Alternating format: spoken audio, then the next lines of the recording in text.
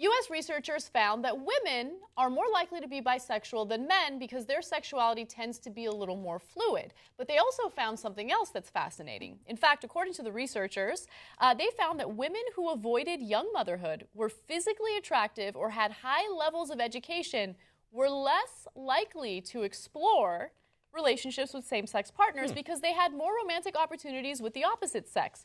These women were more likely to say they were 100% heterosexual. Okay, before we continue, a few things that I want to mention, okay?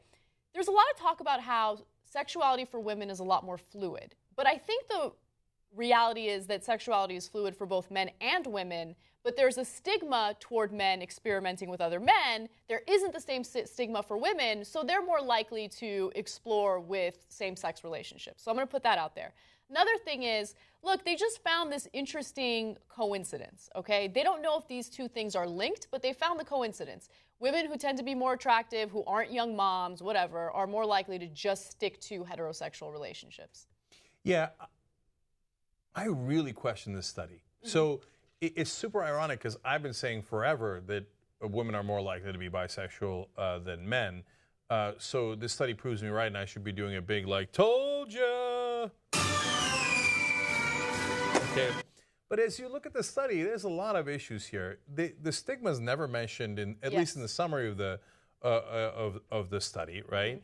And the researchers keep talking about it. I mean, they say over and over again, well, women are more flexible and adaptable in their sexuality. So the ones who are really attractive already got the guys. And so the ones that are less attractive, they go, okay, I'll adapt and become a lesbian. I find that really offensive. I mean, yeah.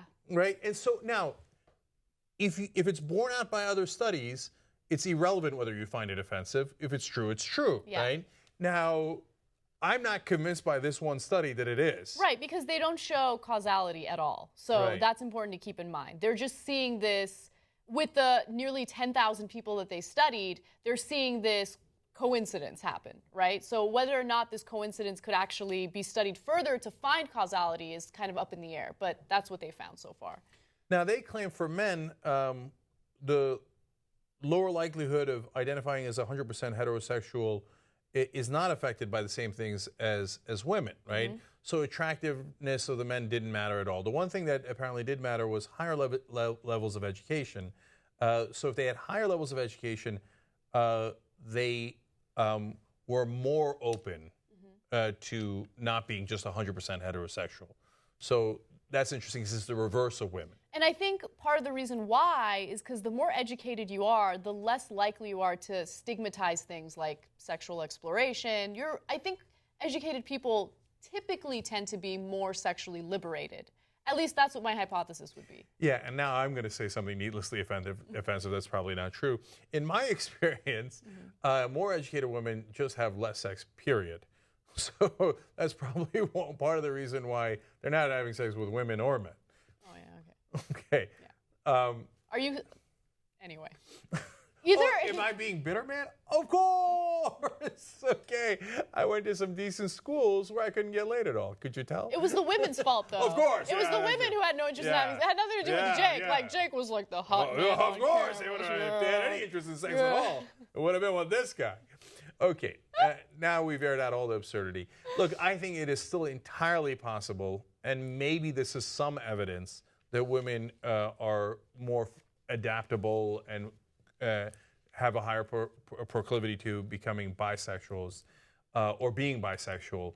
But I'm going to need a lot more studies than this, especially given that the researchers seem to keep focusing on this one thing and don't even talk about it, as far as we can tell, the stigma that Anna talked about in regards to men, which seems to be a much larger factor. And they just feel like it's University of Notre Dame and they're professors of sociology. And it's legitimate. It's not a fly-by-night organization.